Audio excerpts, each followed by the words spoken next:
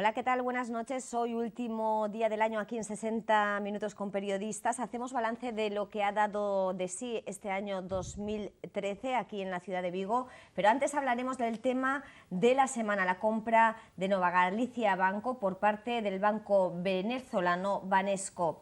Nos acompañan para ello los periodistas Miguel Ángel Rodríguez, buenas noches. Hola, buenas noches. Antonio Álvaro Alejo y Lois Herrera. Buenas noches. Buenas noches, Ana. Bueno, pues empezamos hablando, como decíamos, de Nova Galicia Banco. ¿Cómo ha sido una noticia que nos ha cogido de sorpresa? Nadie esperaba que la venta se produjese tan rápido. ¿Cómo lo veis? Bueno, el Ministerio de Economía había advertido que la subasta se iniciaba, por lo tanto que había esperar que concluyese, ¿no? Había dudas de si iba a haber una segunda fase, si las pujas eran todas similares o a una distancia parecida, pero bueno, ha habido un ofertante que se ha destacado por encima de los demás y yo, llegados a este punto, que es un punto doloroso y lamentable, creo que hemos llegado a la mejor de las soluciones posibles dentro de las que estaban encima de esa mesa de subasta. Por lo tanto, yo estoy contento, estoy satisfecho de que la solución haya sido esa y no cualquiera de las otras 5 posibilidades que había sobre la mesa. ¿Se ha apuntado eso, la solución menos mala? Antonio, ¿estás de acuerdo? Sí, básicamente sí es la solución, o parece que es, hasta que se sepa algo más, parece que es la solución menos mala. Pero claro, hay que ver lo que hay detrás, es decir, la realidad es que se ha vendido un banco por 1.000 millones de euros, un banco en el que todos, con el dinero de todos, se le han inyectado casi 9 veces más. Es decir, esto hay que decirlo, hemos perdido en esta operación 8.000 millones de euros de entrada. Eso a pesar de que en su día, hace ni 6 meses, el ministro de Economía dijo que se iban a vender o intentar venderse todos los bancos por encima de lo que se había invertido en ellos, es decir, y que en ningún caso se iba a perder dinero. Bueno, lo que ha quedado claro es que esto no ha sido cierto, como no ha sido cierto otra serie de cosas, como lo del rescate bancario, que siempre que nos dijo que era un préstamo, unas condiciones ventajosas, etcétera. Ahora, dentro de lo que había, o de lo que se empieza a saber de las ofertas que había, bueno, pues efectivamente es la menos mala.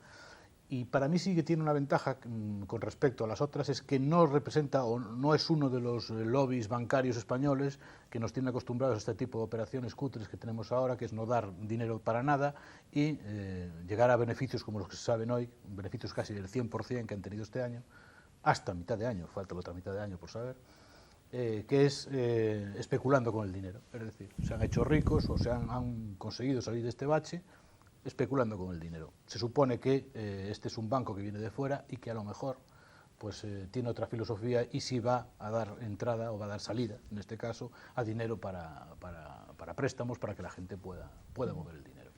Yo no suelo ser pesimista, pero yo creo que aquí hay que tener mucha prudencia.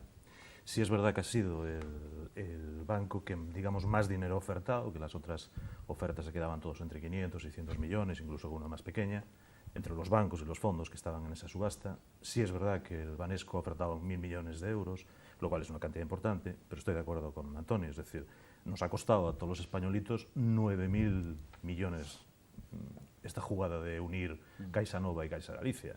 Es decir, entonces quiero ser muy prudente. Yo no creo... Vamos a ver qué es lo que ocurre, vamos a ver cómo se desarrolla, vamos a ver qué plan de negocio tiene Banesco para este nuevo banco. Ya veremos si se mantienen las oficinas, si se mantienen los 4.700 empleos que tienen en la actualidad el banco, si se va a mantener todo. Y quiero ser muy prudente, tengo mis ciertas dudas. Banesco es un banco que es menos de la mitad de Caixa Nova, de Caixa Galicia, esta fusión de Nova Caixa Galicia. Es menos de la mitad en cuanto a recursos, en cuanto a... Sí es verdad que tiene un ratio enorme de ganancias, gana muy por encima de los bancos españoles, en solvencia tiene un ratio muy alto, tiene muy baja la morosidad, es de un 0,7 me parece, unos datos que me sorprendieron bastante, pero sí es verdad que es la mitad, es un banco que tiene menos de la mitad de los recursos que tiene Nova Caixa Galicia, ¿no? Entonces vamos a ver, también tiene, creo, si mal no recuerdo, 17.000 empleados en Venezuela. Es decir, tiene una plantilla también enorme para lo que estamos acostumbrados aquí en los bancos y vamos a ver cuál es el plan de negocio. Antes de tirar cohetes, hacer una fiesta, la mejor oferta, no sé qué, bueno, vamos a ver vamos a dar un tiempo, vamos a ver cuál va a ser el plan de negocio y luego podremos decir, pues ha sido una buena operación o espérate que a lo mejor... Y hay que ver qué pasa con el empleo, porque hoy está aquí el presidente de Banesco y ya está hablando de que se mantiene el nivel de empleo, pero no ha dicho que se mantienen los actuales empleos. O sea, puede haber cambios también en la plantilla de Nova Galicia. De lo que hemos sabido de la plica en la subasta y de lo que hemos escuchado por boca del presidente de Banesco, no podemos deducir que haya malas noticias. Hay buenas intenciones declaradas, ¿no? Como dice Lois, hay que estar a la expectativa, lógicamente, pero bueno, yo desde luego sí que creo que a esta altura de la novela había que llegar llorado de casa, es decir, ya no vale llorar porque fíjate tú que hemos perdido la caja, no, la caja está perdida desde hace muchísimo tiempo y ahora estábamos en qué solución final le dábamos al auténtico desaguisado que fue en su día decidir que el sistema financiero español no admitía cajas de ahorros y que como se habían desmandado era mejor liquidarlas que volverlas a la vía de la que se habían salido y tal, y que por cierto han hecho otros países como Alemania, ¿no? Por lo tanto, llegados a este punto, había que darle una solución.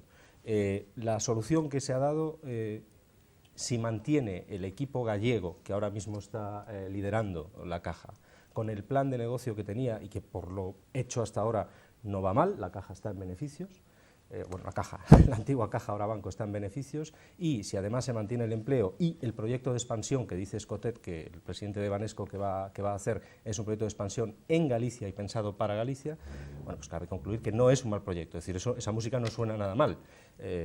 Estoy de acuerdo con Lois, hay que estar a la expectativa y tal, pero es que las otras opciones pasaban, yo creo que todas ellas, o casi todas ellas, por negociar los créditos a partir de ahora en una oficina en Santander o en una oficina en Barcelona o en una oficina en Madrid. Por lo tanto, yo creo que es mejor hacerlo aquí, con gente de aquí y desde una entidad que además tiene raíces aquí, porque los propios accionistas de Banesco tienen o dicen tener raíces gallegas y por lo tanto cierto apego al territorio. Coincido, prudencia a la hora de analizar lo que pasa, pero de momento en lo que está sobre la mesa suena bien y yo creo que dentro del propio Nova Caixa Galicia hay cierta alegría de que la solución haya sido esta y no haya sido otra. Y luego había una alerta encendida, yo no sé si con fundamento o sin fundamento, de que todo esto no era más que una artimaña para entregarle literalmente el banco gallego resultante de la fusión de las dos antiguas cajas a manos de la gran banca española. Bueno, pues afortunadamente la solución final no es esa, no ha sido esa. De todas maneras, es una buena operación, bueno, la menos mala vamos a decir también. Hasta ahora todas las cajas se han vendido por €1, es decir, es la primera que cuesta algo. Sí, nos ha costado 8.000 millones. Sí, no, es la primera por la que pagan algo. 8.000 millones de euros, para quien quiera todavía contar en pesetas, estamos hablando de algo más de 1 billón, algo más de 1 billón de pesetas. Yo quiero decir... Pero que es un dato objetivo. Yo quiero saber si el señor de Guindos, que es el representante de un tipo de o que cree en un tipo de economía de mercado, muy agresiva, etcétera, a él le parecería bien que un banco, si él trabajara para una entidad privada, que un banco, por ejemplo, vamos a poner el Santander, hubiera comprado Banesto por 8.000 millones y lo hubiera vendido por 1.000. Es decir, esto quería saber yo si alguien se plantea, si en el ámbito privado, en el ámbito de Botín, etcétera, y toda esta gente, se plantea que tú puedes comprar algo por 8.000 o 9.000 millones y venderlo por 1.000. Es decir, esto es completamente implanteable, lo que quiere decir que es muy fácil jugar con el dinero que no te repercute, es decir, es el dinero de todos los demás, y esto es una de las operaciones que lo demuestra. No es culpa, yo no creo que sea culpa exclusivamente de este ministro. Yo creo que es un rescate peligrosísimo, complicadísimo y muy... Yo creo que esto se ha dejado en manos de un sistema financiero que estaba... Yo creo que esto se ha dejado en manos de especuladores, esencialmente desde un principio. En manos de Europa. Es la que paga. Sí, reitero, en manos de especuladores. Miguel, pagamos los españoles. Y no paga el resultado ha sido este. Es decir, esa línea de crédito va a déficit y la estamos pagando todos los españolitos. Claro. Yo todavía me quiero acordar de esos pobres inversores, de esos que metieron 700 millones de euros en ese proyecto de Castellano, famoso, que al final se ha diluido como el agua, el banco resultante de aquella fusión de las cajas, absolutamente lamentable, impulsada por el poder político de Galicia, que tenían que fundirse las dos cajas, que era la única supervivencia. Bueno, resultado. Ahora sí, vendemos 1.000 millones, hemos perdido 8.000 y además hay unos inversores gallegos que han perdido 700 millones.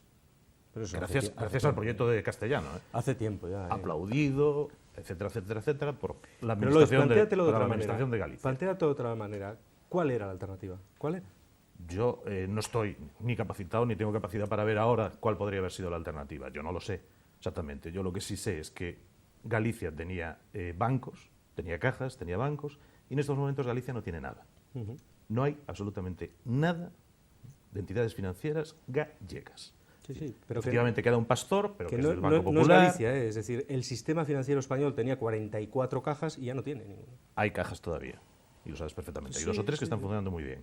Sí, pero Cataluña sigue manteniendo su caixa, el País Vasco sigue manteniendo la Cutxa, es decir, menos Valencia no, obviamente, porque ya se ha quedado sin bancos, se ha quedado sin cajas, se han quedado absolutamente sin nada, porque lo de Valencia es, bueno, es otro mundo completamente distinto, ¿no? Pero bueno, la realidad es que Galicia nos hemos quedado sin instrumento financiero ninguno. Yo, desde luego, con lo cual, creo una entrada de un inversor extranjero, que vamos a ver qué intereses tiene, es decir, porque, bueno, yo eso de que se va a quedar en Galicia, no va a ampliar, no sé qué, ya veremos. Un inversor tiene el interés de ganar dinero, lógico. Efectivamente, eso es no es principal. malo. No, eso no es malo, efectivamente. Este mundo se mueve por eso, precisamente. Pero yo lo que quiero saber es, bueno, ¿cuál va a ser ese proyecto? Yo no creo que Banesco se vaya a quedar solo aquí recluido en el noroeste sin intentar avanzar por España, porque hay mucho más mercado que Galicia. Tal y como está la situación en Galicia en estos momentos, situación empresarial, situación de crédito, en fin, esto tampoco va a dar mucho negocio.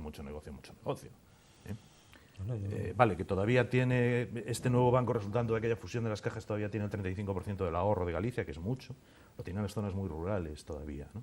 Es la única oficina que había y, bueno, pues todos los pensionistas cobran allí la pensión. Yo, sin embargo, en eso sí veo un punto positivo, es decir, veo el punto positivo de que no está metida en esta gran banca española que se dedica a ganar dinero comprando deuda del Estado, etcétera. Es decir, ahí sí le veo un punto positivo, a lo mejor tiene otra filosofía, a lo mejor sí tiene interés en que se dé crédito, que es el negocio bancario. El negocio bancario es dar créditos, es decir, no vivir de las comisiones. A lo mejor puede ser que sí, eso sea un punto positivo. Vamos a ver también. Es una entidad que está fuera del oligopolio bancario en el que nos han metido, ¿no? Es decir, hay 5 entidades bancarias que dominan completamente el mercado español, por lo tanto la introducción de agentes nuevos, de operadores nuevos, introduce también competencia, por lo tanto no creo que eso sea un signo negativo. Por cierto, a priori no es malo. Hoy se ha sabido que se va a seguir llamando, por lo menos de momento, esa es la previsión inicial, que se llame Banco Echevarría y se deje de llamar Nova Galicia, ¿no? Ya le costó bastante a los gallegos, primero cambiar de Caixa Nova a Nova Caixa Galicia, después a Nova Galicia y ahora acostumbrarnos a que Nova Galicia no es Nova Galicia ya, que sino Banco Echevarría.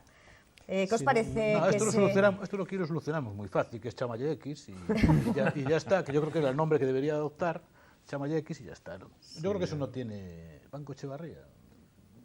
Bueno, volverán a cambiar los rótulos, volverán a... Nos suena a todos. Echevarría. Pero es decir, yo creo que lo importante es que fluya el crédito y se llame como se llame, llamémosle X.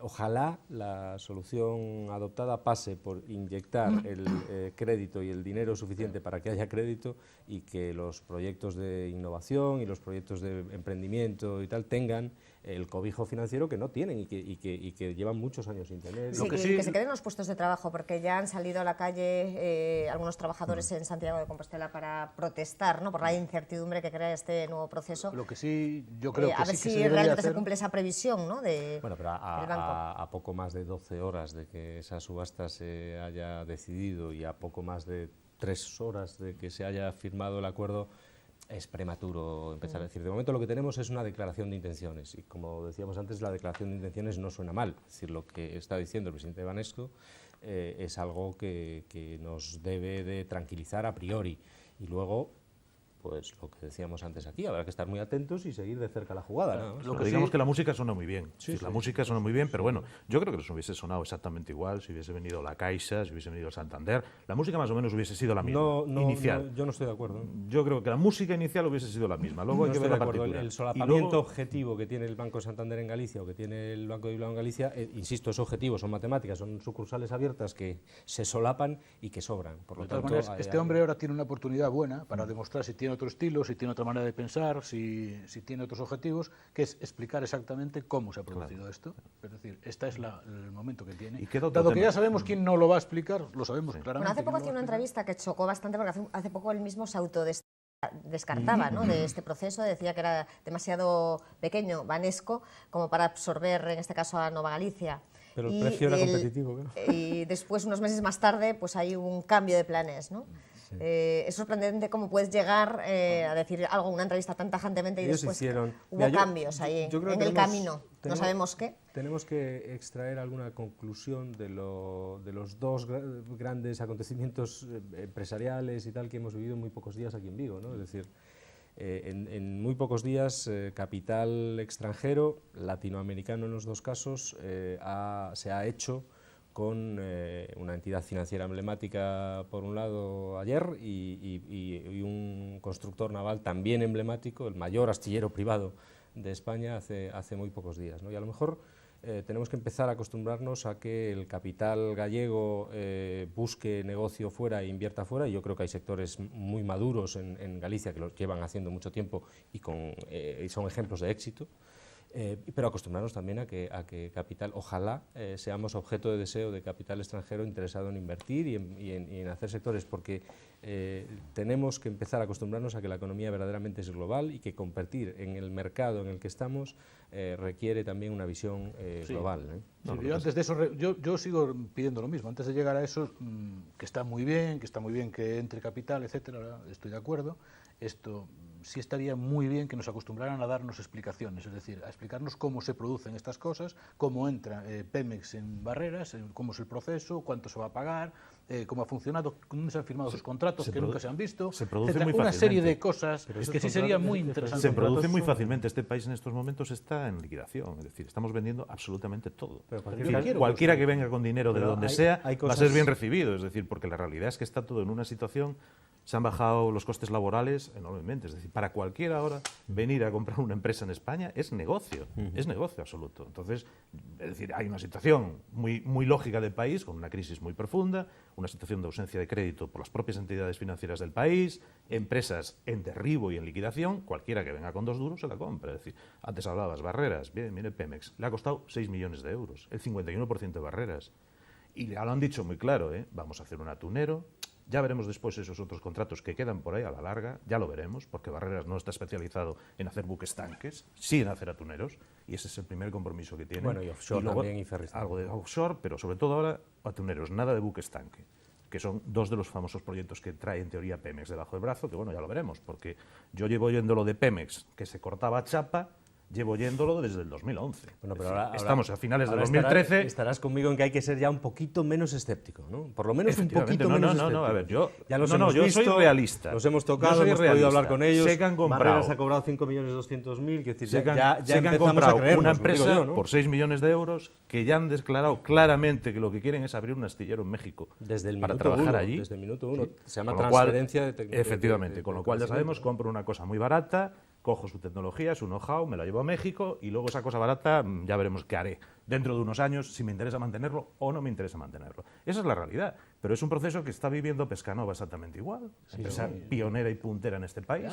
Está ocurriendo con Nova Caixa Galicia. Pero seguimos en lo mismo, no hay una explicación clara de las cosas que se están haciendo, no lo hay. Pero son cosas distintas, ojo, es decir, cuando hablamos de Nova Galicia Banco, hablamos de una entidad en manos del Estado y que el Estado debe ser todo lo transparente que le pidamos y que le exijamos para tal. Si hablamos de un astillero, es una empresa privada. Hablamos de un astillero que no tiene por qué un momento, vamos a ver, que estaba en una crisis cuya resolución fue determinante para unas elecciones autonómicas. Es decir, cuidado. Es decir, bien, pero la coyuntura política, la misma persona, todas las circunstancias que están sobre la mesa. La misma persona pero que dice... nadie le puede pedir a Antonio Albadalejo, empresario o autónomo, que enseñe un contrato que no quiere enseñar. Es que a mí no me lo pueden pedir porque el presidente de la Junta no ha dicho que ha salvado mi empresa él. Es decir, él no me lo puede decir. O que me ha dicho, no, me he ido a firmar un contrato con el New York Times para salvar a este hicho. No, mira, perdona, a mí no me has salvado tú. Es decir, como lo cual a mí no me puedes pedir cuentas. Estarías en tu derecho de decirlo, pero en el caso,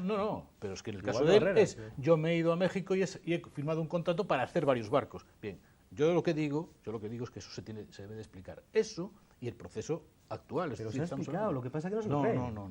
Se ha explicado, lo que pasa es que no se lo creen. No se ha explicado. Perfectamente. No se ha explicado. Mira, lo ha explicado la Junta, lo ha explicado Pemex y lo ha explicado Barreras, los tres. Lo que pasa es que no le creen, eso es distinto. Eso es distinto. No ha sido así, no ha sido así. No. Es decir, si tú quieres ser escéptico con lo que dice el presidente de una comunidad autónoma, un empresario privado y una empresa privada de otro país, puede serlo. Yo soy escéptico con eso y con lo que me dice mi madre y mi padre. Que te quiero decir, soy escéptico. Perfecto, pero te quiero decir que no ha habido una única versión. Es decir, no ha habido una única versión. No, vamos a hacer lo que decía Lois, vamos a cortar chapa mañana, no, que vamos a hacer cuatro floteles. Es que ahora son dos, no, es que ahora es uno. Es que yo llevo oyendo que vamos a cortar chapa el mes que viene. ¿Se puede explicar esto? Decirlo todo. En medio de una cosa y de otra, hay algunos aspectos que no podemos obviar. Es decir, Pemex es una empresa 100% estatal en un país que vivió unas elecciones y cambió el gobierno. Por lo tanto, esa negociación se complicó un poquito. Hasta ahí yo creo que podemos entender. Yo no he hablado de eso, solo he hablado de que den explicaciones, nada más. Es decir, que se explique cómo ha sido este proceso. Es decir, ahora se puede hacer en este momento. La explicación es ver aquí al número 2 de Pemex, una empresa en cuyas oficinas centrales, solo en las oficinas centrales trabajan 14.000 personas, no hay ninguna empresa en Galicia con 14.000 empleados. El número 2 de esa empresa ha venido a Vigo a firmar, entrar en un consejo de administración y comprometer carga de trabajo. ¿Y cómo hemos llegado hasta aquí? ¿Quieres más explicaciones? Sí, quiero saber cómo hemos llegado hasta aquí. Yo creo que vas a tener las mismas explicaciones que con el proceso de fusión de Caixa Galicia y Caixa Nova. Exactamente las mismas que se dieron. Es decir, un engañabobos absolutamente igual. Es decir, el tema de Pemex, insisto, íbamos a cortar chapa al mes siguiente de las elecciones. Aquellos dos famosos floteles, ahora resulta que los floteles ya no se hacen. Ya Navantia, pero Ferrol que se encarga de que no se hacen, lo dices tú, aquí ¿no? lo que hemos... Tú ya lo sabes. Yo me voy a lo que declaró el señor de Pemex, que tú bien has dicho que vino aquí el número 2. Contrató un atunero, 2 buques tanques, y dejó, viendo lo de los floteles, habló de los floteles. Ya veremos los floteles, Miguel. Eso fue lo que ya dijo. veremos lo dijo del flotel de Navantia, no lo dijo del flotel de Vigo, ¿eh? Mira, te lo digo porque estuve allí. Es decir, yo lo oí, Vale. No me lo han contado. Los procesos de construcción, los procesos en el sector naval, yo algo los conozco. Sé que hay un protocolo inicial de intenciones, que es lo que se firma antes de hacer un barco. Luego se busca la financiación del barco y una vez que tienes la financiación, se cierra el contrato final. Y después todo eso queda en revisión del proyecto que tiene que hacer el astillero de construcción. Es decir, eso es un proceso que a mí cuando me decían, el mes que viene vamos a cortar chapa, yo me reía, porque yo sé cómo se hacen las cosas en un astillero. Y yo he estado en un astillero y sé perfectamente cómo funciona ese sistema. Hay una serie de precontratos que se rompen en cualquier momento. Efectivamente, que ahora hay algo muy concreto, que es que un señor viene, invierte una empresa extranjera, viene, invierte 6 millones en barreras, se convierte en su accionista principal. Eso no hay duda, está ahí, está firmado, es una compraventa entre una empresa privada y otra empresa privada. Eso es una realidad. Prometido irreal, y ese precontrato única y exclusivamente es un atunero, que encima no es de Pemex, que es una empresa. Hay un atunero y un offshore con una carta de intenciones firmadas. Con una carta de intenciones. Exactamente. Eso, una carta de intenciones en el sector naval es un proceso. Una carta de intenciones en un sector naval es no tener nada. Es decir, con una carta de intenciones, como mucho el astillero va a buscar la financiación. Somos gallegos y como buenos gallegos debemos ser escépticos, ¿no? Entonces, pero no nos creemos nada hasta que tenemos que ser bien, escépticos. Tenemos que ser escépticos porque hay un proceso político inicial que nos está engañando. También, porque es bueno que le pase esto a mí. Vamos a ver, es que yo el rollo de auto de fe es que ni de pequeño ni ahora tampoco. Ya no es un auto de fe. Ya no es un auto de fe. Sí, vamos a ver. Están aquí. Vamos a ver. Si yo no dudo en ningún momento, he dudado, ni dudo en este momento de que haya habido una gestión. Indudablemente, esto no es de la noche a la mañana. Al margen de la gestión. Pero yo lo que te estoy diciendo es cuál es el problema. Haya apoyado esa gestión comercial. Pero cuál es su tarea. Pero cuál es el problema. ¿Cuál es el problema de explicarlo? Es decir, yo no veo ningún problema en explicar esto. Pues que son empresas privadas y contratos que son, como dice Lois, muy complejos. Pero si es que yo no le estoy diciendo que me enseñe el contrato y que me diga voy a publicarlo mañana. Yo le estoy diciendo decir, cómo funciona esto, es decir, cómo se ha llegado a esto, por qué hemos tardado este tiempo, por qué no hemos tardado, cuándo tal.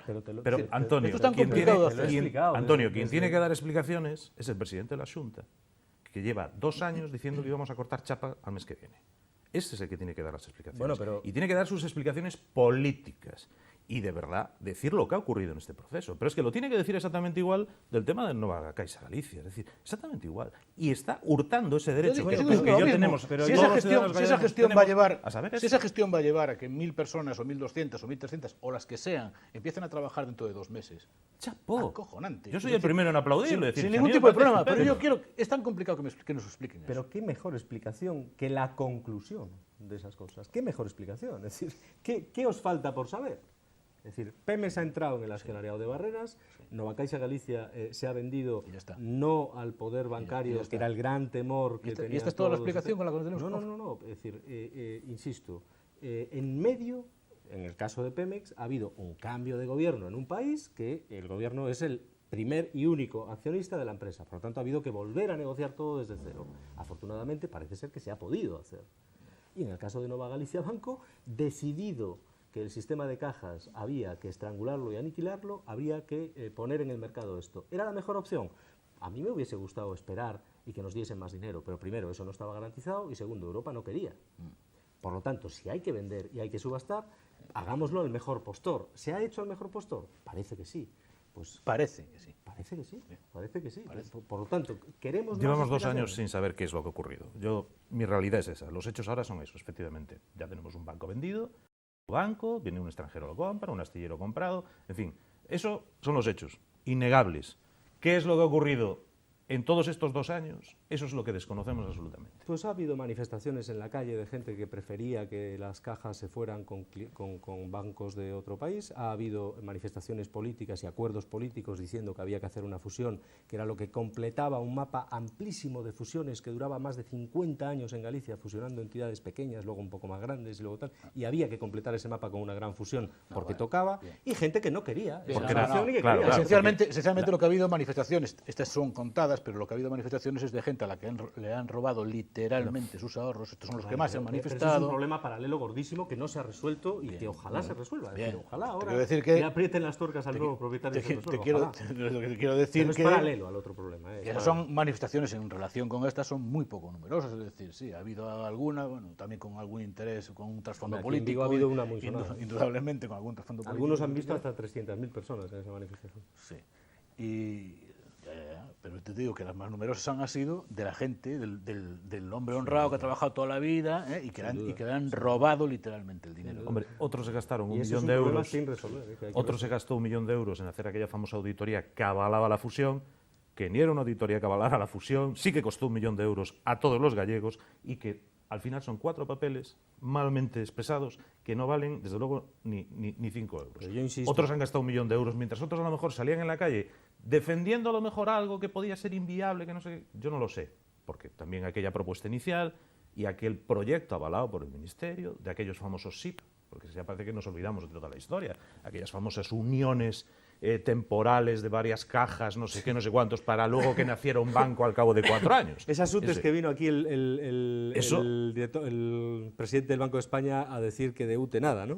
Bueno, sí, pero a eso, sí, pero que se avalaba también como una posible salida, era una alternativa que se les daba, y de hecho, recordar que Lacan estaba en un proceso similar a eso, Caixa, no sé cuál de las catalanas estaba en otro proceso similar a ese estilo. Es decir, eran alternativas que el gobierno estaba poniendo encima de la mesa para que pudieran sobrevivir las cajas. Efectivamente, en Galicia hubo un partido y hubo un presidente de una xunta que apostó por un proceso engañando a la sociedad, porque nunca se habló claro, es decir, tardó en dar aquella famosa auditoría de Pricewaterhouse, que al final la acabó entregando en el Parlamento y que acabó tirada por allí porque eran 4 papeles que no valían absolutamente para nada, que nos costaron 1 millón de pesetas, que decía que aquello avalaba porque eso iba a ser el futuro de Galicia, era la única manera de garantizar que el dinero se quedara aquí, que no sé qué, que pitos, que flautas, que tal, Lois, castellano, ¿qué te parece peor? Y luego al final nada de todo aquello. Es decir, el resultado de todo aquel engaño, ¿qué ha sido? ¿Tú solo ves una subasta del banco para que venga un venezolano y lo compre. Ese ha sido todo el resultado. Cuando la ministra Elena Salgado toma la decisión de decir que este país no necesita cajas de ahorros y que las cajas de ahorros hay que convertirlas en bancos y que los bancos hay que reagruparlos en grandes bancos, en manos de otros grandes bancos, o venderlos directamente a capital foráneo, y cuando se alteran en 7 meses 3 veces las reglas de solvencia de las cajas, por si en algún momento quedaba alguna duda de que alguna caja quería subsistir, no lo hiciera, ¿eso no te parece mal? A ver, es que a mí me parece muy bien que te parezca mal lo que ha hecho el presidente de la Junta, pero también te tiene que parecer igual de mal. Pero tú te crees que aumentar el ratio de solvencia, ¿eso es malo? No, alterar las reglas del juego. Pasar de un 8 a un 10. En 7 meses. A un 10, vale, pero tú puedes trampa, decir que eso es hacer malo. Trampa, es hacer inviable cualquier proyecto de negocio. Vamos a ver, ¿a ti te parece malo que tengan más ratio de solvencia. No, a mí me una pa- caja a mí me que quiera, parece malo. que quiera A mí supervivir me por parece ella malo sola, que un gobierno viendo lo que le hemos visto obligue- después. A mí me parece malo que un gobierno le obligue a cualquier empresa a hacer un plan de negocio con unas condiciones, y hacer un plan de negocio no es sencillo, y en época de crisis es más complejo todavía, y una vez hecho, le alteren por 3 veces en 6 meses las reglas del juego para que al final sea inviable hacer cualquier proyecto de negocio. Pero- eso es malo, Sí, sí, pero es objetivamente Miguel, malo. No. Miguel, esto no eran unas empresas cualquiera. Joder, ya, claro. Efectivamente, no eran empresas cualquiera. No es que yo llego a Citroën Había y le gente- digo, oiga usted, ahora suba su ratio de solvencia, no sé qué. No. Había Estas gente- cajas, ¿Qué mató a y las tú bien cajas? lo sabes, ¿Qué mató a las cajas? tenían una administración formada por quienes la formaban, Exacto. ¿vale? ¿Qué mató a las Entonces, cajas? viendo lo que había en las cajas, es decir, lo que estamos viendo ahora que ocurría con Bankia, lo que hemos visto que ha ocurrido en la CAM, lo que hemos visto que ocurría en Caixa Galicia. La política, Viendo la eso, política mató a las cajas, ¿sí o no? yo creo que las cajas murieron. Una, porque la gran banca española nunca las ha querido y ha hecho todo Bueno, lo pero posible. Eso se llama competencia. Eso se Nunca llama las ha querido y competencia. ha trabajado siempre para intentar cargárselas, porque le quitaban un mercado muy importante. la Y política segundo, fue el efectivamente, cáncer de las efectivamente la política ha sido lo que ha Lo digo conllevado. porque hay opciones políticas ahora que están pidiendo una nacionalización. Bueno, hemos hecho un repaso a los Yo no 3 estoy con ello. principales asuntos económicos que han marcado la actualidad en este 2013, Pemex, Nova Galicia, y me queda una que hemos hablado también. 3 grandes temas: Nova Galicia, Pemex, y hay otro que se me ha ido ahora mismo. Hemos metido barreras también por Y medio, barreras, y barreras. vale. Haremos balance de lo que ha sido el año político en unos minutos. Nos vamos a ir a publicidad, volvemos enseguida.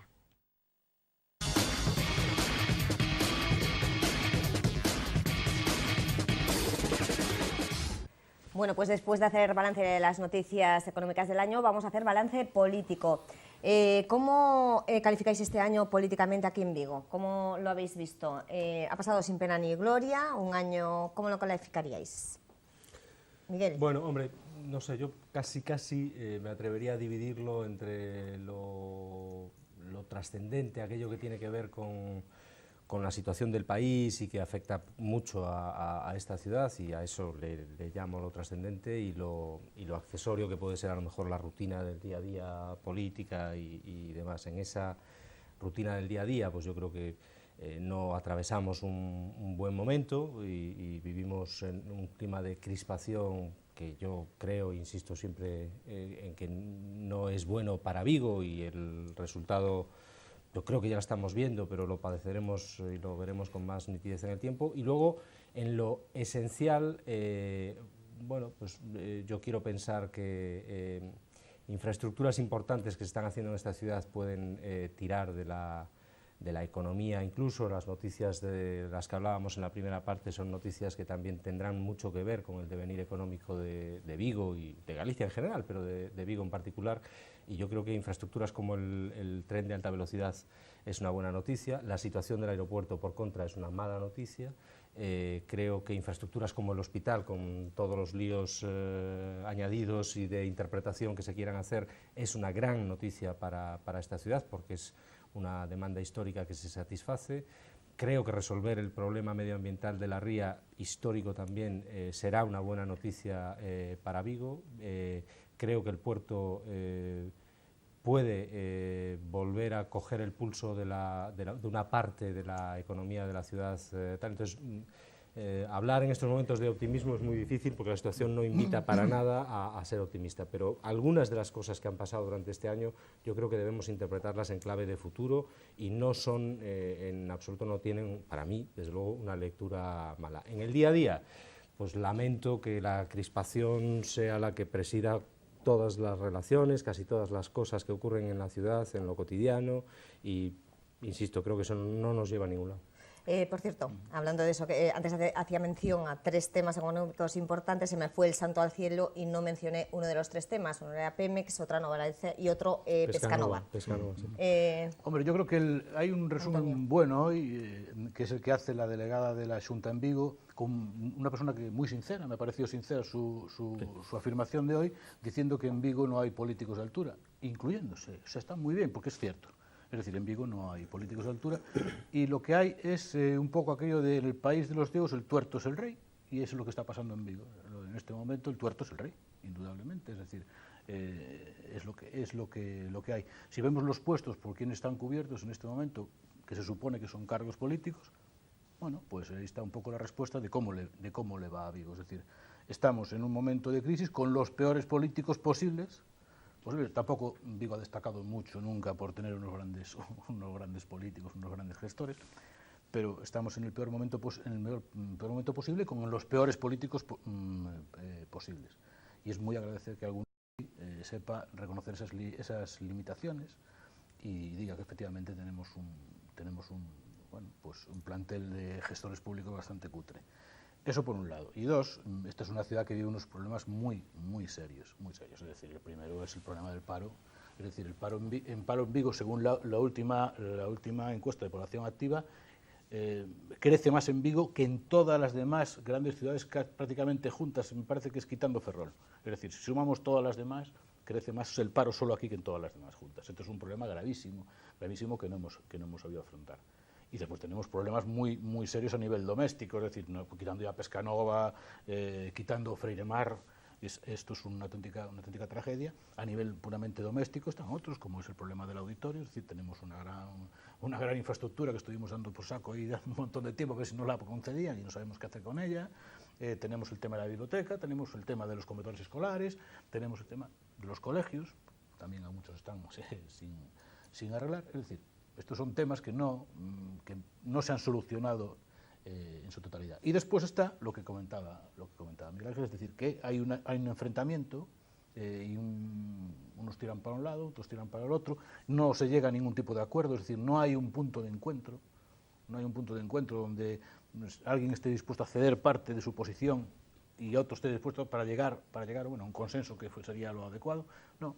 Y después hay una utilización descarada y vil de los cargos políticos para defender cada uno su postura y no la postura conjunta o los intereses generales de los vecinos, de los ciudadanos, claro.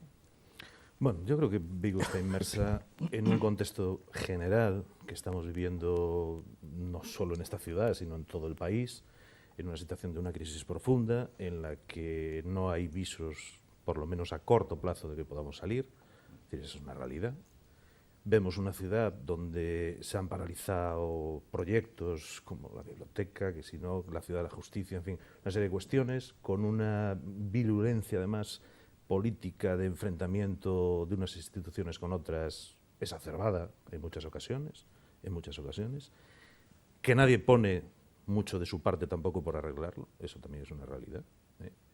Pero sobre todo a mí lo que más me preocupa y quizá más en ese miudo que vosotros decíais, ¿no? De día a día, de esos conflictos políticos por un tema puntual, por no sé qué, por no sé cuántos tal, a mí sí me preocupa una situación general de ciudad, ¿no? Es decir, Pescanova está como está, y vuelvo a esos temas, pero que creo que son altamente importantes. Es decir, Pescanova es una empresa fundamental para esta ciudad. Freiremar ha caído, es decir, se ha llevado todo lo que tenía en Vigo para Las Palmas. El sector del congelado no está pasando por sus mejores momentos.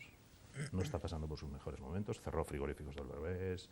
Hay empresas que lo están pasando muy mal, no porque sean malos gestores, no porque las empresas tengan una situación mala, sino porque dependen mucho del crédito que no está circulando. Entonces, ese problema general del país, de una banca que prefiere comprar, como bien decías antes, deuda pública antes que dar crédito a los ciudadanos, bueno, pues eso está atenazando un sector muy importante para Vigo. Luego me preocupa situaciones como la del aeropuerto, efectivamente, está en una caída dramática, que está llegando a ser unas situaciones muy complicadas.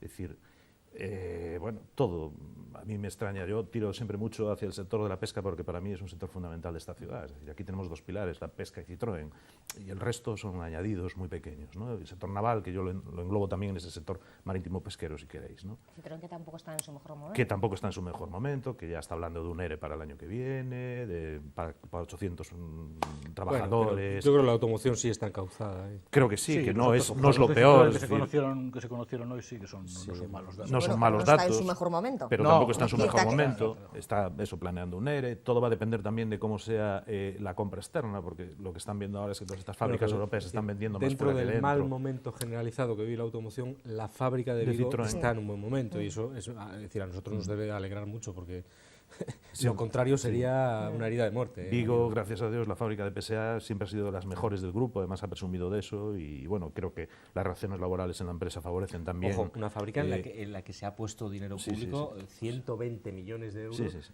Tener nuevos modelos en Citroën y poder decir hoy que estamos tal, nos ha costado a todos muchísimo dinero. Igual que en el naval, el no dejar caer a determinados estilos ha costado mucho dinero. Ha llegado a tener casi 10.000 digo que no hubiera que hacerlo, trabajadores, ahora no estamos en esos ratios, o sea... Claro. Sí. No, por eso. Me refiero a eso que no está en su mejor momento. Yo creo que a nivel político la ciudad pues está como estaba, es decir, bueno, seguimos con ese enfrentamiento, seguimos con una asunta que no hace inversiones, que siempre está en una continua pelea. Yo creo que también internamente aquí la situación del Partido Popular, tú antes decías, esta señora que sale ahora diciendo que no tenemos políticos de altura, bueno, se podía haber acordado antes, cuando le pusieron el cargo, y hubiese dicho, mire, yo no estoy a la altura para este cargo, yo mejor que no, ¿no? O sea, acordarse ahora, después de que lleva 2 años en el cargo, bueno, parece un poco, a mí por lo menos me parece un poco chocante, ¿no? Que esta señora ahora se acuerde de que no está a la altura. Hombre, eso por un lado. A uno cuando le ofrecen un cargo, si tú ya consideras que no estás a la altura, a lo mejor es decir, mire, no, yo para esto no valgo, no estoy ahí. Pero bueno, eso, bueno, para mí que no se refería me parece, a ella. Claro, parece que Antonio decía que ella se incluía. Yo quiero pensar que ella pensaba en otros y no en ella. Pero bueno, hombre, cuando lo dice así con esa generalidad... Yo leyendo la declaración, a veces también tendemos mucho a vernos a nosotros mismos. Es decir, si cogiéramos a las 7 grandes ciudades gallegas y las radiografiásemos como estamos tratando de hacer con Vigo, nos encontraríamos con un polvorín en Santiago que ya da un poco de grima acercarse a él. Nos encontraríamos en Orense con una situación delicadísima, nos encontraríamos en Ferrol con una situación industrial complejísima y que aboca a tal. Coruña, digamos que tiene una situación de mayor tranquilidad, pero quiero decir que tenemos algo bastante parecido a... Sí, pero por eso decía yo que es un contexto general. Es cierto que aquí tenemos algunas singularidades. Yo creo que la personalidad política del alcalde de Vigo es singular, y por lo tanto tenemos una situación singular a la hora de hablar de las relaciones del Ayuntamiento de Vigo. Eso es objetivamente cierto, pero en el contexto general, es decir, la ciudad de Vigo, que es una ciudad netamente industrial, muy industrializada, muy poco de servicios y muy poco vinculada a la administración pública, pues es una ciudad que podría estar atravesando un momento peligrosísimo, que caídas como la de Pescanova podrían ser, y todavía hoy tenemos el riesgo de que sean caídas mortales para un montón de sectores auxiliares y de empresas que dependen directamente de esa actividad. Entonces, para lo que podría haber sido, es decir, con un sector naval con alguna luz en el horizonte, con un sector de la automoción que parece exhibir todavía musculatura, y con un sector alimentario, pesquero o tal, que está capeando el temporal con dificultades, pero que está capeando el temporal, el análisis global no es tan malo como podría haber sido. Sí, pero si te das cuenta, es decir, en Vigo está mucho más subrayado el tema de que en este país tenemos políticos de Arriquitown, son Arriquitown que van detrás del tío que habla, haciéndolo así todo el rato. Es decir, lo que tenemos aquí, tenemos palmeros, Arriquitown, entonces aquí es mucho más. O sea, yo quiero saber si habéis visto algún tipo de concejal de algún grupo, de los 3 grupos que hay en el ayuntamiento, que discrepe en algún momento, que tenga una idea. Yo ya digo discrepar, porque esto discrepar en política y hablando en España es un chiste, vamos, pero que haya tenido alguna idea distinta del que tiene la cabeza grande pensante y que impone esas ideas y que dice esto es así, aunque sepa que está muy equivocado. Es decir, nadie discrepa, y eso por un lado. Y 2, este Arriquitown del que hablaba se lleva mucho más cuando ocupas un puesto digital, es decir, tú, delegado de la Xunta, tú, presidente del puerto, tú, no sé qué. Entonces ese tío se dedica, o esa persona que se dedica esencialmente a defender la política del partido y no a defender el puesto en sí. Es decir, yo te coloco ahí, ya te sacaré si no me gustas, pero yo el tiempo que voy a estar aquí voy a defender el puesto, voy a defender los intereses para los que me pusieron aquí. Y no pasa esto. Pero yo creo que... Pero es que no pasa en ningún partido, en ningún partido. Yo creo que pasan todos. ¿Pero tú crees que es una singularidad de Vigo? Aquí está mucho más recalcado, está mucho más subrayado. Yo creo que cuando hay un equipo, es decir, cuando hay un equipo cuando hay un equipo, lo normal es que el equipo reme en la misma línea. Es decir, lo que no sería normal es que en un equipo, esto es una piragua, el que va atrás es el timonel que va diciendo bogar, bogar, y si uno empieza a darle para atrás porque de repente se le ocurre, no, pues yo doy mejor para atrás o meto el remo así en lugar de llevarlo, en fin, los equipos tienen que trabajar en una línea. No, pero vamos a ver, No puede haber comandos autónomos de un concejal que de repente dice, tengo una idea, voy a hacer no sé qué. Una cosa es trabajar en la misma línea, otra cosa es compartir cerebro. Es decir, lo que no se puede decir, y este es un discurso que hace tanto el Partido Socialista como lo hace el Partido Popular, aquí en Vigo, es, dijo Rajoy que la culpa es del PSOE, de la herencia recibida de Zapatero. Y después lo dice de Guindos, y después de Guindos lo dice el delegado del Gobierno en Galicia, y después del delegado del Gobierno en Galicia lo dice la delegada de la Xunta y también lo dice el concejal número 12 del Partido Popular. Y al contrario, dice el alcalde, no, que esto lo heredé de Corina Porro, coño. Y todo el mundo dice lo mismo, es decir, nadie discrepa de esto, nadie tiene otra idea, nadie dice, coño, pues no, efectivamente nos hemos equivocado, esto no es herencia de nadie, y aquí hemos metido la pata y podríamos haberlo hecho de otra manera. Esto no lo ves, es decir, ¿qué pasa? Una cosa es que haya, lo que dices tú, una línea, un equipo, etcétera, y otra cosa es que se comparta cerebro, es decir, yo no entiendo que se comparta cerebro, no tiene por qué. Yo no creo que sea un problema. Sí que lo es, indudablemente. Es decir, es más, yo no creo que Vigo tenga un problema político. No, sinceramente, no creo que tenga un problema. Es decir, Vigo, en estos momentos, si tiene algo, es un problema de gestión. Y la gestión la puede hacer un político brillantísimo, un líder estupendo o un político normal. Si es un problema de gestión, es decir, gestionar... Bueno, el peso político... pero insisto, gestionar Vigo exige mucha dedicación y lo que decías tú, mucha mano izquierda, mucho entendimiento, mucho tal, porque es la única manera de gestionar. Es decir, no hay grandes ciudades en Europa que hayan crecido aisladas. No las hay, es que no hay ejemplos de ciudades aisladas. Y Vigo, desde hace ya un tiempo, tiene la manía de aislarse permanentemente en la resolución de problemas que necesitan. Es importante que tengan peso político en los partidos. Pero me estás dando la razón. A lo que yo voy es que no debería ser, es decir, si es necesario tener al que más manda en un partido para resolver un problema, estamos pervirtiendo lo que debe ser la gestión de ese problema. Es decir, la gestión de ese problema tiene que ser un acuerdo entre los agentes capaces de buscar solución y de poner encima de la mesa los recursos. Y esos son los agentes que tienen que sentarse en una mesa y discutir, debatir, dialogar y llegar a un punto de acuerdo. Me estás dando la razón, porque si el que tiene, no es posible, si el que tiene que tomar la decisión, si el que tiene que sentarse, si el que tiene que hablar se niega a eso y no tiene a nadie que se lo esté diciendo al lado que diga, aunque no sea públicamente, porque aquí tenemos la manía de ir corriendo al micrófono, pero lo que yo o decirle, oye, mira, error grave, oye, que te estás equivocando, que puedes hablar con este tío. ¿Tú ves a alguien dentro del gobierno municipal o en la oposición que le diga al jefe, oye, no, vete a hablar con este tío que a lo mejor podemos llegar a un acuerdo? Ellos no lo veo. ¿Por qué? Porque se comparte cerebro, porque aquí se va, esto es un poco eso, la política de Camarón. Está Camarón y los palmeros. Yo no tengo esa percepción. Solo me acuerdo cuando aquí gobernaba el Partido Popular con Manolo Pérez, cuando había un consejero de Obras Públicas del Partido Popular, había un gobierno del Partido Popular en Madrid, lo solo que se sintió, ese alcalde, que lo tienes aquí, por cierto, como tertuliano algunos días, Manolo Pérez, porque estaba completamente aislado. Porque como era alcalde de Vigo, ni aquel consejero que era de allí, de tierras del interior del Deza, le hacía puñetero caso, y perdón por esta expresión, ni aquellos ministros que presumían de ser de Pontevedra y no sé qué, le hacían ni caso, y era el alcalde de Vigo.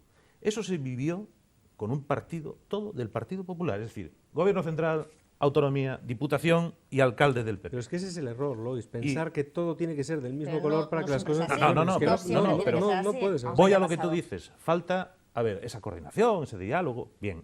Si fue incapaz de hacerse cuando todos militan en el mismo partido y en teoría deben de tener el mismo programa, imagínate ahora donde tienes un cacicato en la Diputación, como lo llama el bloque, bueno, alguna parte del bloque, otros lo aplauden, que son palmeros también del señor Louzán, tienes un gobierno autonómico absolutamente desaparecido.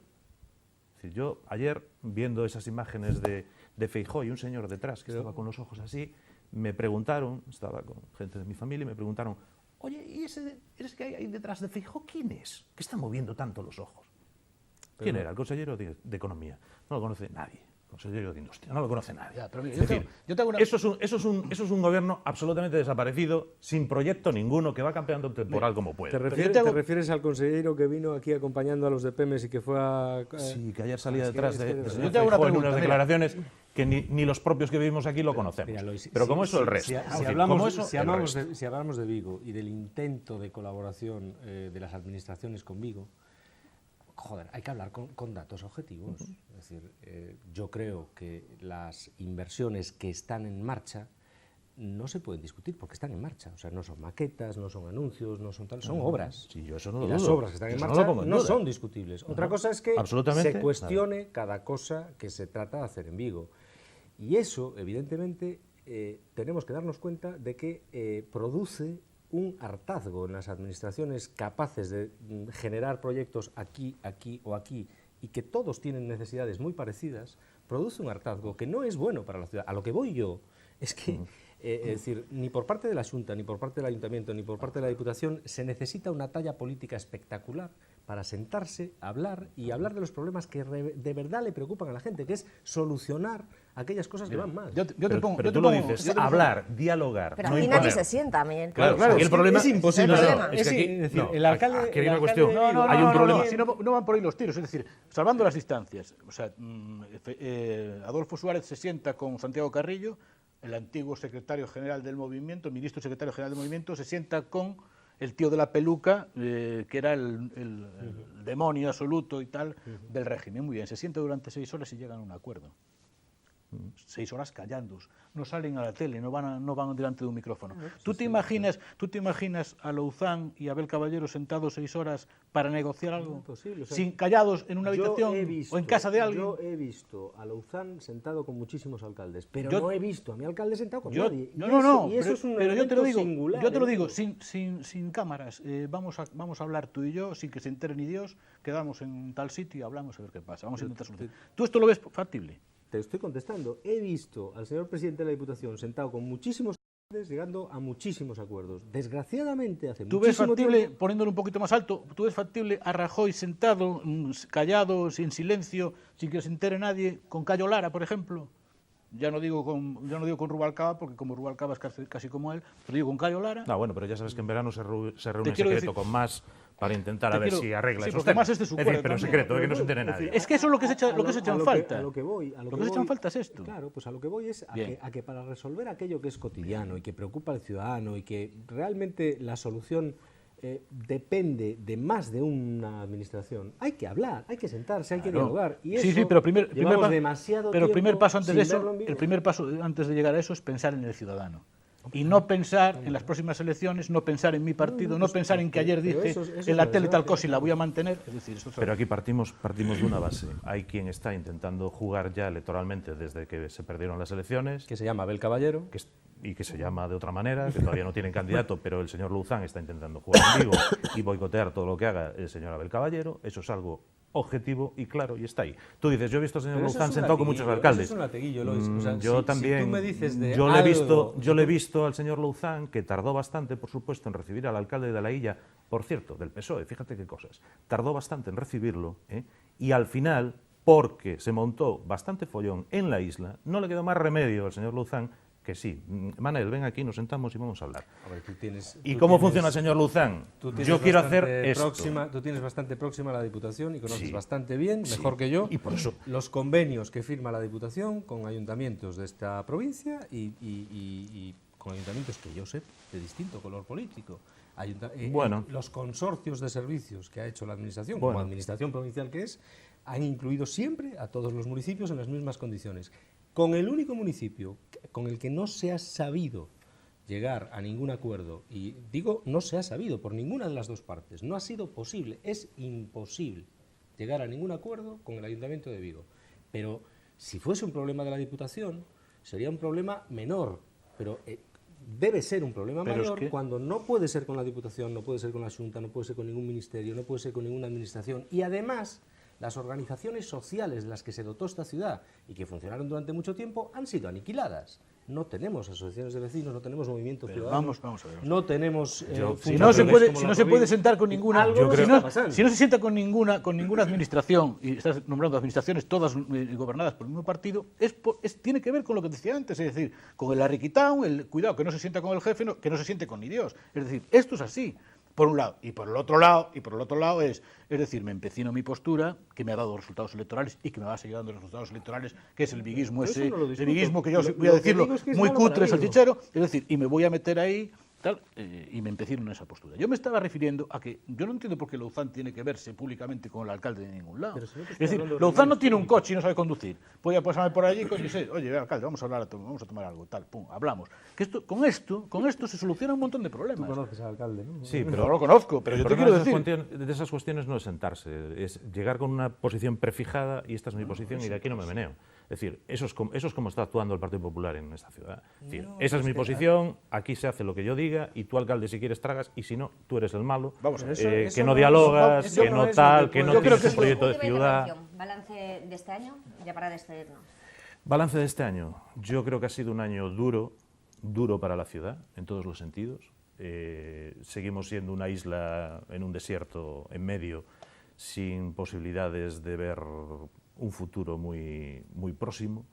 Me preocupa, y lo decía antes, me preocupa mucho la situación económica. Ya sé que hay nuevos indicadores, todo parece que puede ir con una recuperación lenta, pero seguimos teniendo más de 100.000 parados en la ciudad, lo cual es un dato que nos tiene que hacer pensar. 100.000, y hombre. 100.000.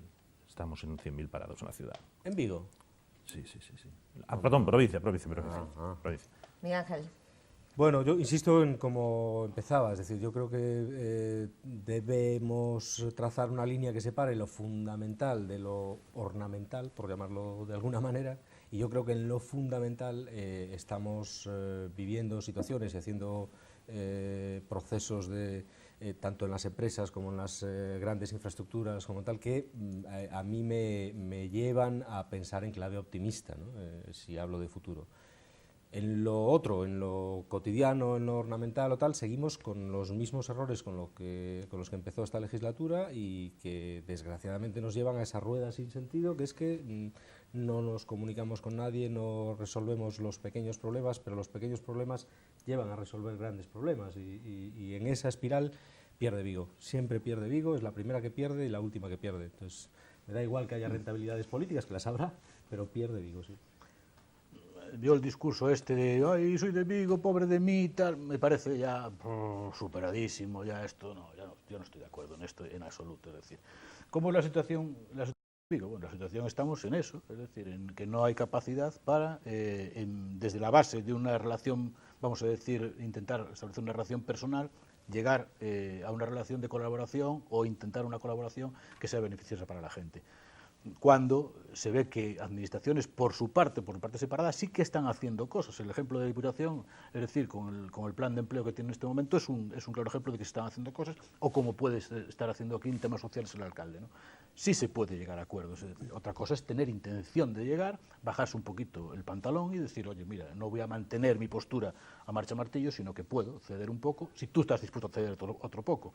Pero que esto, en este momento, por lo que decía, esos de mentes políticas o de políticos que están un poquito más a la altura, y sí, reconozco que la delegada de la Xunta en Vigo ha dado en la diana, es decir, efectivamente tenemos políticos bastante mediocres. Y esta es la Bueno, verdad. pues hasta aquí el análisis con periodistas de lo que ha dado de sí el año 2013. Gracias a los tres por haber estado con nosotros esta noche. A ustedes, como siempre, les espero la próxima semana, a esta misma hora. Gracias por su atención. Que pasen una buena semana.